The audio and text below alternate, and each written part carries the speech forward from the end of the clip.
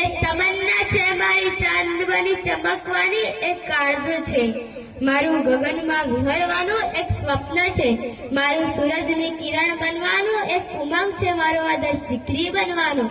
દીકરી નાની હોય કે મોટી હોય, કેજીમાં ભણતી હોય કે કોલેજમાં, કુંવારી હોય કે કન્યા, પરંતુ મિત્રો દીકરી સદાય દીકરી જ રહે છે.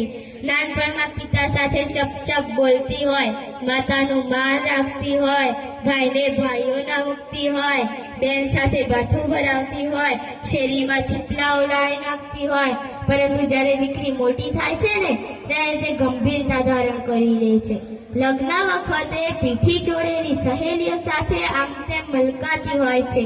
જ્યારે તેને ખબર પડે છે કે મારી જાન આ ગામમાંથી શેરીમાં આવી છે, ત્યારે તેને વિચાર થાય છે કે મારે આ મહાલનો દરિયો છોડીને પારકાને પોતાના કરવાના છે.